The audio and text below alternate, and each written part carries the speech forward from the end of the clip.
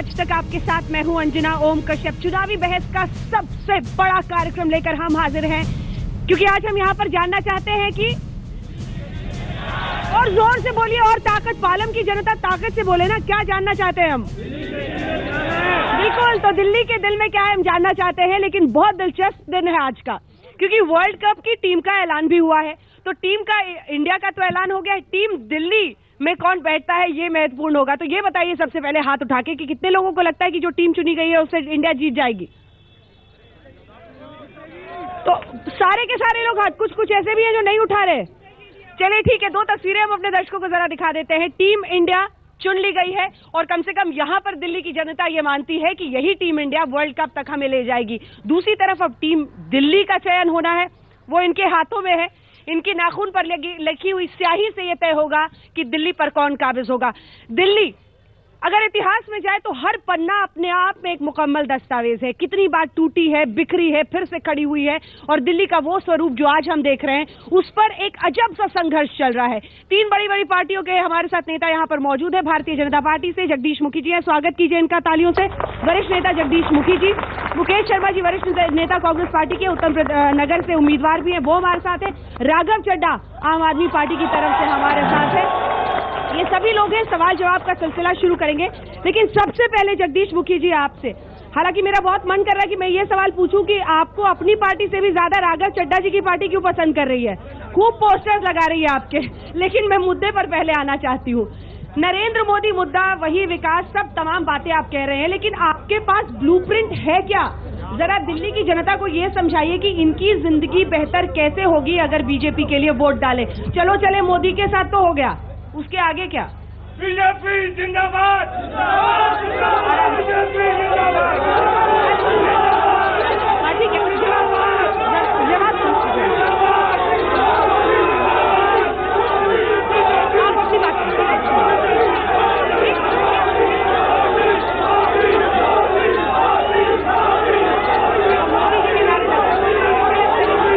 अपनी बात यहाँ पर आके बोलेंगे। अच्छा है, आप नारे लगाइए, लेकिन जरा बात भी सुन लीजिए। आप मोदी जी के नारे लगा रहे हो, जगदीश मुखी जी को बोलने नहीं दे रहे। बोलिए साहब, बोलिए। देखिए, दिल्ली में आने पर हम दिल्ली की समस्याओं की तरफ आपका ध्यान आकर्षित करते हैं। सबसे भयंकर समस्या पानी की रही है। 15 साल तक कांग्रेस शासन में रही है और पानी, 1/3 आबादी को पानी नहीं मिल पा रहा था। हम ये बताना चाहते हैं शीला दीक्षित की तरह से, न हम ये बहाना बनाएंगे आने पर कि हरियाणा पानी नहीं देता, यूपी पानी नहीं देता। हम जो 40% पानी, हरियाणा में आप ही की सरकार है, बीजेपी की। हमने कहा हम कोई बहाना नहीं बनाएंगे, कोई बहाना नहीं बनाएंगे। मैं बता रहा हूँ ना, छड़ी है, मैं बता रहा हूँ, वही जादू की झड़ी बता रहा हूँ आपको। जो 40% पानी ये वेस्ट करते थे जल बोर्ड की अक्रमण्यता के कारण, उस 40% वेस्टेज को हम 10% पे लाके खड़ा कर देंगे और 30% पानी की वृद्धि करके हर दिल्ली वासी की प्यास बुझा करके दिखाएंगे हम सत्ता में आने का। मैं आपके पास आ रही हूँ, लेकिन उससे पहले एक बार आपके पास आना चाहती हूँ। 5 साल केजरीवाल, ये क्यों लिखना पड़ रहा है राघव चड्ढा? देखिए, हमने 49 दिन में जो सरकार चलाई, और मैं चुनौती देता हूं और प्रवक्ताओं को हमारा मैनिफेस्टो उठाएं और एक ऐसा वादा बताएं जो हमने पूरा नहीं करा। 49 दिन में तो हमने ट्रेलर दिखा दिया, और ऐसा ट्रेलर दिखाया है कि ये पिछले 9 महीने से दिल्ली में चुनाव नहीं करा रहे हैं। अगर 5 साल हमारी सरकार रह गई तो इनकी राजनीति का सफाया हो जाएगा। इसलिए हम बता रहे हैं कि 5 साल केजरीवाल, अगर 5 साल केजरीवाल साहब यहाँ पे सेवाएं देते हैं अपनी, तो भारतीय जनता पार्टी और कांग्रेस की जो राजनीति है, जो भ्रष्ट राजनीति है, उसका सफाया हो जाएगा और दिल्ली की जनता को आराम पहुंचेगा और उनको उनका असली विकास होगा। और इसके लिए हमने ब्लूप्रिंट दिया। जो पिछली बार, एक सेकंड पिछली बार जो हमने देखा, बार बार धरना प्रदर्शन करते हुए आप दिखते थे, तो राहत क्या लोगों को दिक्कत होती थी? सवाल नंबर 1। सवाल नंबर 2, जिन मुद्दों के साथ आप आए थे, लोकपाल लाएंगे, भ्रष्टाचार, वैसे कुछ मुद्दे इस बार दिखाई नहीं देते। बस 5 साल अब रहेंगे, यही बातों में बातें चल रही। नहीं अंजना जी, आपको अगर आप तो अखबार पढ़ती हैं, आपने देखा होगा आम आदमी पार्टी ने कार्यक्रम किया दिल्ली डायलॉग। उस दिल्ली डायलॉग में हमने बताया हम महिला सुरक्षा के लिए क्या करेंगे, सीसीटीवी कैमरा लगाएंगे, हर फोन में एक सुरक्षा बटन देंगे, युवाओं के लिए नौकरियां कैसे बनाएंगे, 20 नए कॉलेज खोलेंगे, वैट का सरलीकरण करेंगे, रेट बंद करेंगे, दिल्ली को वाईफाई सिटी बनाएंगे, सोलर सिटी बनाएंगे, एक हाईटेक सिटी बनाएंगे और तमाम तरीके की चीजें बताते हुए एक ब्लूप्रिंट दिया। लोकपाल तो हमारे दिल का सबसे करीबी मुद्दा है। लोकपाल के इन्होंने लोकपाल बिल को गिराया, इसीलिए हमने सरकार छोड़ी, उसूलों पे सरकार छोड़ी। और जहां तक धरने की आपने बात करी, धरना हमने महिला सुरक्षा पे दिया था। अभी आपने देखा खट्टर साहब की सरकार बनी हरियाणा में, खट्टर साहब और बीजेपी क्या कहती है कि महिलाओं को जीन्स नहीं पहनने देंगे, महिलाओं को नौकरी नहीं करने देंगे। मुकेश शर्मा जी, देखिए डर तो नहीं बता रहा कि 8 से भी नीचे गिर जाएंगे। देखिए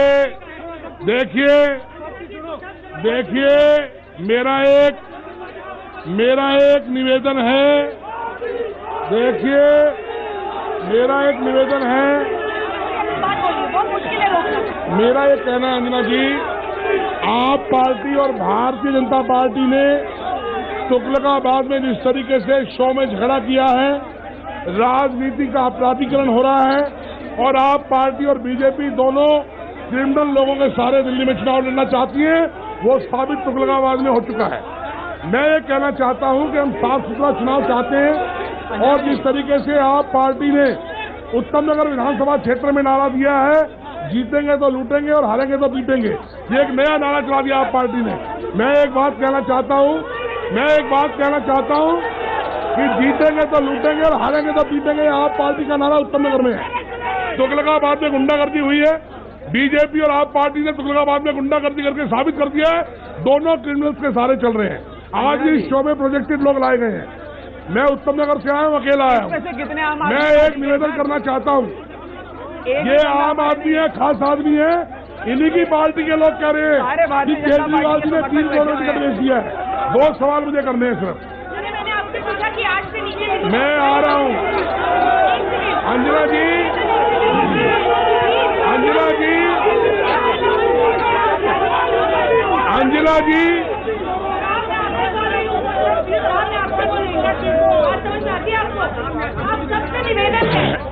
सबसे निवेदन है, हम ये लोकतंत्र में एक सार्थक बहस करने के लिए जुटे हैं, क्या शोर मचाकर आप उसको हासिल कर पाएंगे? आपसे पूछ रही हूँ मैं, जवाब दीजिए। शांत रहेंगे आप? शांत रहिए। अंजना जी मेरी बात, अंजना जी मेरी बात पूरी नहीं हुई है। अंजना जी प्लीज, अंजना जी मेरी बात पूरी। एक देखिए, मैं कहना चाहता हूँ, 8 से नीचे गिरने का डर तो नहीं सता रहा? जल्दी से मैं ये कहना चाहता हूँ, इन दोनों को डर सता रहा है। कांग्रेस दिल्ली में शानदार वापसी करने जा रही है और वो इसलिए करने जा रही है कि बिजली के लोड बढ़ा दिए गए हैं। बिजली के लोड बढ़ के जो पैसा बिजली कंपनियों ने कमाया है, वो केजरीवाल जी की पार्टी और बीजेपी में बराबर बटा है। दिल्ली में लोड बढ़ा दिए गए हैं और इसके साथ साथ जितना बिजली का बिल 2 महीने में आता था, अब बिजली का बिल 1 महीने में आता है। सिर्फ 20% सब्सिडी 400 यूनिट तक बढ़ाई थी इन्होंने। 50% का मतलब होता है जिसका बिल 20,000 रुपये आ रहा है 10,000 रुपये आना चाहिए, और 30% का मतलब होता है ऐसा ही हुआ है, बिल 20,000 रुपये आता है 14,000 रुपये। अंजना जी, दिल्ली के लोगों को झूठ बोलकर उन्होंने वोट दिया। 20% और 50%। दिल्ली के लोग इस झूठ से तंग आ चुके हैं। हालतसाइन कॉलोनियों में नरक की हालत है। मोहन लाल जिंदाबाद में सबके चलने लायक भर्ती बिल बन गए लोगों के। एक बार फिर आपसे निवेदन कर रही हूँ, अगर आप चाहते एक सार्थक बहस हो तो प्लीज संयम रखें और ये समझे कि कैसे आपके सवाल होंगे। 1 मिनट। बहुत अहम सवाल है दोनों से। मुकेश शर्मा जी, आपसे आप भी बहुत चिल्लाते हैं। जगदीश मुखी जी, आप भी जनकपुरी में रहते हैं। पालम और बिजनेस, प्लीज सुनिए बात को। एक सेकंड, सवाल पूछिए और सीधा पूछिए। एकदम सीधा सवाल है। पालम गांव जनकपुरी से पुराना गांव है, बिजवासन गांव जनकपुरी से पुराना गांव है, रंगपुरी का पुराना गांव है। इनमें आज तक पानी क्यों नहीं आया, जबकि जनकपुरी में पानी रहता है और यहाँ पर पानी नहीं है?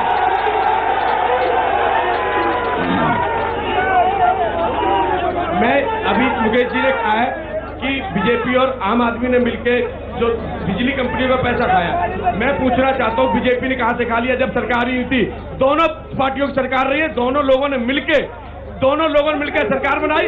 आम आदमी जो कसम खाती थी बच्चों की, केजरीवाल जो कसम खाते थे बच्चों की कि मैं समर्थन नहीं लूंगा, इन्होंने समर्थन लिया और समर्थन लेकर सरकार बनाई।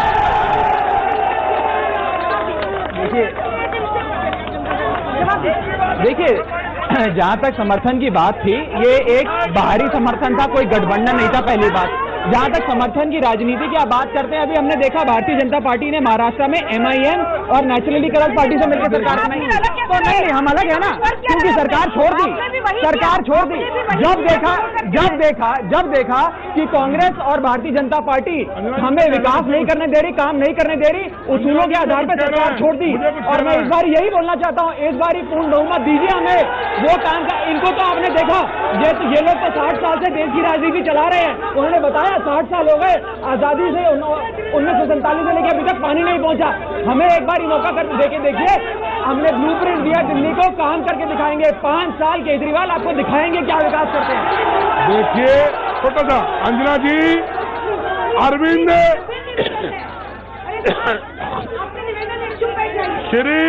श्री अरविंद केजरीवाल जी सरकार इसलिए छोड़कर भागे, उनकी पोल खुलने वाली थी। वो तो गिड़गिड़ा रहे थे हमारे पास, हाथ जोड़ते हुए आए थे सरकार बनवा दो। वो तो सत्ता चाहिए उसको, और कांग्रेस अब उनको सत्ता नहीं देने वाली है। सुनिए, मैं दोबारा की बात कर रहा हूं। आप पार्टी बीजेपी का हिस्सा है। इनके गोडे से ऊपर खाके जिक्र का निशान है इनके ऊपर। आप पार्टी वालों ने पता करिए।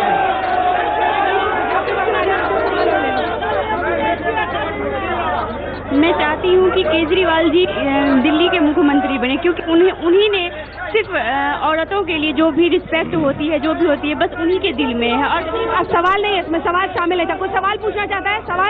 सवाल होना चाहिए। मेरा मुकेश जी सवाल है कि अगर अब की बार भी किसी की बहुमत नहीं आया तो क्या केजरीवाल को फिर कांग्रेस समर्थन देगी? मैं जवाब दूंगा, जल्दी बोलिए। देखिए,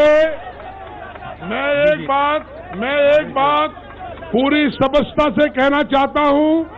हम भारतीय जनता पार्टी जैसे सांप्रदायिक दल को और उसकी बी टीम श्री अरविंद केजरीवाल की पार्टी को किसी कीमत पर ना समर्थन देंगे ना समर्थन लेंगे। कांग्रेस सरकार बनाएगी। समर्थन की जरूरत ही नहीं पड़ेगी, अपने आप भरोसा है। समर्थन की जरूरत नहीं है, बहुमत से सरकार बनाएंगे। मुख्यमंत्री का चेहरा कौन होगा? तमाम पार्टियां किसी को प्रोजेक्ट करती है। ये जनता भी तो जाने कि आखिर डोर किसके हाथ में जाएगी। जगदीश मुखी जी होंगे और आपका चेहरा तो आपको ज्यादा पसंद है।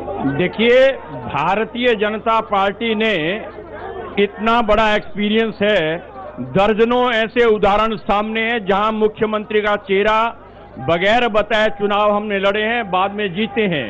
और ऐसे भी उदाहरण हैं जहां हमने जीतना महत्वपूर्ण है या जनता का भरोसा महत्वपूर्ण है? मैं समझता हूं ये लड़ाई केजरीवाल जी मुख्यमंत्री की लड़ रहे हैं, हम मुख्यमंत्री की चुनाव की लड़ाई नहीं लड़ रहे।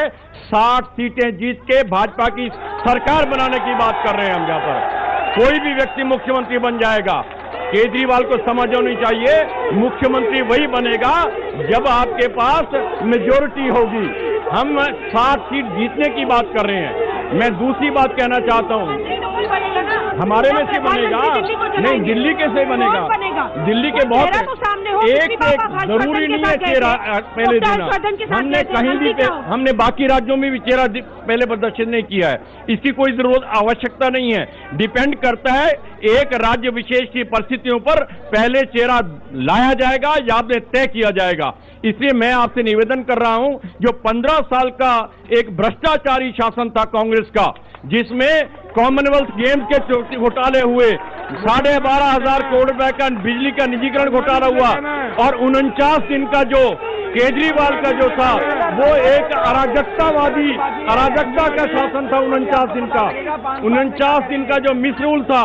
आज मुकेश शर्मा जी कहते हैं बी टीम सरकार, मुकेश जी आप मिलके बनाएं, बी टीम हम हैं, आपने तय करना है ए टीम आप में से कौन सी है, बी टीम कौन है, ये तो निर्णय आपने करना है।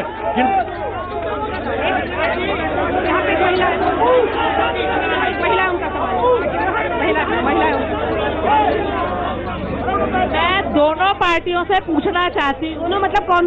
कांग्रेस और बीजेपी, पहले जब बीजेपी जीत के आई तो इन्होंने बोला कि भाई शीला दीक्षित ने पानी दे दिया रॉबर्ट वडेरा को। ठीक है, मैं इनसे पूछना चाहती हूँ इन्होंने 6 साल में पानी लाने के लिए क्या किया? पहली बात। दूसरी बात सुनो, दूसरी बात मैं एक इनसे ये पूछना चाहती हूँ, ये सारे कर रहे हैं मोदी। 7 महीने में मोदी जी ने क्या राजनगर या बिजवासन विधानसभा के लिए क्या किया? Very valid question. ब्लूप्रिंट जानना चाहते हैं लोग, ब्लूप्रिंट जानना चाहते हैं। छोटा सवाल। मैं ये पूछना चाहता हूँ आम आदमी वालों से, अरविंद केजरीवाल का पता बताओ। 49 दिन के अंदर 5 उसने अपने एड्रेस बदल दिए, और दिल्ली के दिल के अंदर मोदी है, हिंदुस्तान के दिल के अंदर मोदी है, अरविंद केजरीवाल भगोड़ा।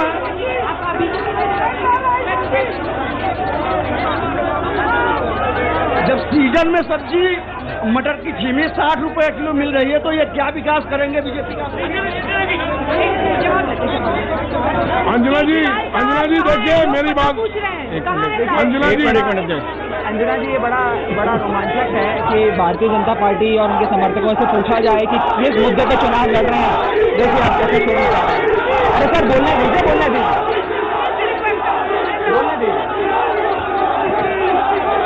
ये बीजेपी के गुंडे ही बोलेंगे क्या यहाँ पे सारे? केवल बीजेपी के गुंडे शोर मचाएंगे या औरों की बात भी सुनेंगे? अरे लोकतंत्र है भाई साहब, औरों की बात भी सुनो। आपकी पार्टी वाले बोलते हैं, आप क्यों नहीं बोलते? देखिए ऐसा है कि बीजेपी के पास इस समय कुछ मुद्दा नहीं है। उनका मुद्दा ये है कि केजरीवाल जी का मफलर अच्छा नहीं है, उनकी शर्ट अच्छी नहीं है, वो यहाँ से वहाँ चले गए, वो इधर रहते हैं, वो उधर रहते हैं। इनसे पूछा जाए आप किन मुद्दे पे चुनाव लड़ रहे हैं तो उनके पास कुछ जवाब ही नहीं है, पहली चीज। दूसरी चीज, हाँ मैं उस पर आ रहा हूँ, मैडम हर जगह जनसभाओं 24 घंटे वो जनसभाओं में जनता के बीच रहते हैं, हवाई जहाज में नहीं घूमते रहते, हेलीकॉप्टर में इधर से उधर। दूसरी बात सुनिए, अब सर्वे की बात आपने बात करी मुख्यमंत्री की, मुखी जी मैं बड़ी इज्जत करता हूँ उनकी, उन्होंने मुख्यमंत्री की बात करी। भारतीय जनता पार्टी ने दिल्ली में 7 बारी चुनाव हुए, हर बारी मुख्यमंत्री जी, सुषमा स्वराज जी, साहिब सिंह वर्मा जी, मदन लाल खुराना जी, हर्षवर्धन जी। इस बारी एक चेहरा नहीं है जो अरविंद केजरीवाल जी की लोकप्रियता के सामने खड़ा हो जाए। दूसरी चीज, भारतीय जनता पार्टी ने वादा करा कि काला धन लाएंगे, पैसे वापस करेंगे। पैसे वापसी की जगह काम हो रहा है घर वापसी का। बात करी राम मंदिर बना रहे हैं, गोडसे मंदिर, इसलिए इनकी हालत है। और तीसरी आखिरी बात, मैं कांग्रेस को अप्रासंगिक मानता हूँ दिल्ली की राजनीति पे। मुकेश शर्मा जी ने जो बयान करे उनकी बातों का जवाब भी नहीं दूंगा क्योंकि कांग्रेस। देखिए मेरा ये कहना है, मेरी बहन ने सवाल उठाया मोदी जी पर। 15 साल का कांग्रेस का शासन दिल्ली के विकास का शासन था। हम मेट्रो लेकर आए, अनऑथराइज्ड कॉलोनी रेगुलाइज की, सड़कें बनवाई, सीवर कनेक्शन हम 100 गज के प्लाट वाले को 5000 में दे देंगे जो 53,242 में मिलेगा। एक बात और कहनी है, मैं 1 मिनट मेरी निवेदन है, 1 मिनट। निर्भया कांड के बाद दिल्ली में होर्डिंग लगे थे, नारी पर बहुत हुआ अत्याचार। अब की बार मोदी सरकार, अब इनका नारा है नारी पर रोज हो गया अत्याचार, फिर भी रहेगी मोदी सरकार। और केजरीवाल जी से पूछ रहा हूँ, अब वो मोमबत्ती लगाने जंतर मंतर में क्यों नहीं जा रहे? रहते हैं, मैं मोमबत्ती लगाने वाला हूँ। आप दिल्ली की सड़कों पे आप मोमबत्ती क्यों नहीं लगा रहे हो? मोमबत्ती लगाइए आप। मैं कह रहा हूँ आप दिल्ली की सड़कों पे घूमिए, जनता से पूछिए वहाँ पर है। आप अगर एसी कमरों में बैठे रहेंगे तो थोड़ी दिखेंगे आपको। और केजरीवाल जी जनता में रहने वाले लोग हैं। जब ये कहा कि मैं बनिया हूँ, सब जानता हूँ, कास्ट कार्ड खेल रहे थे वो, हाथ उठाइए। कितने लोग ये मानते हैं? कितने लोग ये मानते हैं कि वो कास्ट कार्ड खेल रहे थे जब वो कह रहे थे कि हम बनिया है? क्या आपको लगता है कि ये नेता सोचते हैं कि जाति की राजनीति दिल्ली में चलेगी? क्यों बताना पड़ा? अरविंद केजरीवाल डर गए क्या इस बार? आप कौन सी तरफ इशारा कर रहे हैं? तो अपना जाति क्यों बताया उन्होंने? नहीं जाति नहीं बताया, मैं स्पष्ट कर देता हूँ। ये मीडिया ने थोड़ी शरारत करी या कुछ पत्रकारों, मैं आपको बता देता हूँ, फिर जो आपको अच्छा लगे आप वो जानिएगा। हमने क्या कहा? हमने कहा कि जब हमने 49 दिन सरकार चलाई, सब सुनिएगा, बड़ी मजेदार बात है, हमने एक भी वैट की रेट नहीं होने दी, एक वैट की रेट नहीं हुई। उस हिसाब से नहीं, मैं वही आ रहा हूँ, उसी पे आ रहा हूँ जी, इसीलिए आपको बैकग्राउंड जानना जरूरी है। और क्योंकि हमने वैट की रेड नहीं करी, हमने विश्वास करा ट्रेडर्स में, दिल्ली में वैट की कलेक्शन 1000 करोड़ रुपए ज्यादा हुई। उसमें से हमने 300 करोड़ की सब्सिडी दी बिजली पानी की कि जनता को राहत पहुंचे। तो ये एक बहुत फाइनेंशियली प्रूडेंट डिसीजन था। तो उन्होंने कहा कि मैं धंधा जानता हूँ, 1000 करोड़ कमाए, 300 करोड़ दिए, बनिया हूँ, बनना जानता हूँ। नहीं बीजेपी के नेता, एक मिनट दंगे कराते हैं, वो 4-5 मौका नहीं दे रहे। क्या बात है मैडम? सवाल यही है कि कुल मिलाकर भारतीय जनता पार्टी क्या ब्लूप्रिंट देगी? जितने सवाल हैं सब ब्लूप्रिंट बोल रहे हैं, जल्दी से। देखिए, मैं आपसे निवेदन कर रहा हूं, आप असेस कीजिएगा जिस प्रकार से केजरीवाल साहब का सिद्धांत है, जिस तरह से राजनीति कर रहे हैं। उन्होंने 2 सिद्धांत बनाए हैं राजनीति के अंदर। पहला ये, जो करना है वो कहना नहीं, जो कहना है वो करना नहीं, ये उनका सिद्धांत है। दूसरा सिद्धांत उन्होंने बनाया है, एक झूठ को 100 बार बोलो, वो झूठ सच साबित हो जाता है। ये मैं कहना चाहता हूँ, दिल्ली की जनता समझदार है, दिल्ली की जनता समझ चुकी है।